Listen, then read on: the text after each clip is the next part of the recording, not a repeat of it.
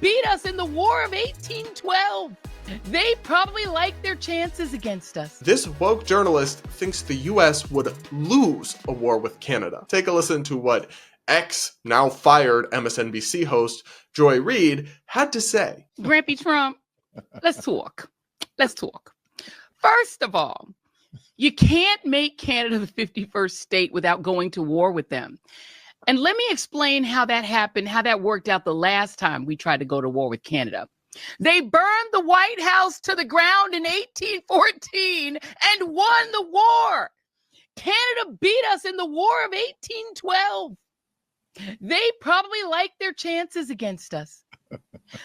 We're not going to beat them in a war because we have never been able to do that. You'd have to occupy a country that is equivalent of the size of the United States, in which the top 2/3 of it is uninhabited, frozen forest land that touches the Arctic.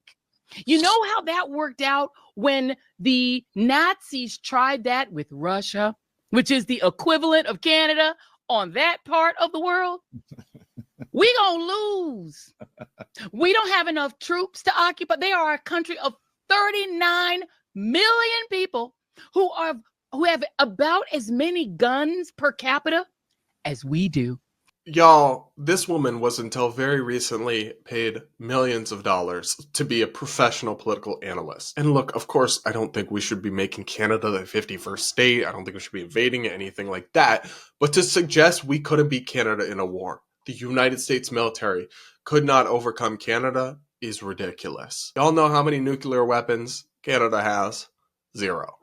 You know how many nuclear weapons the U.S. military has? Do you know how much money the U.S. spends on its military compared to how much Canada spends? Like, there's a massive gap in our military capabilities, and anybody who covers politics or foreign policy at all should know that, especially somebody who did it for so many years. And bringing up the War of 1812 is just like irrelevant. It's not 1812, babe.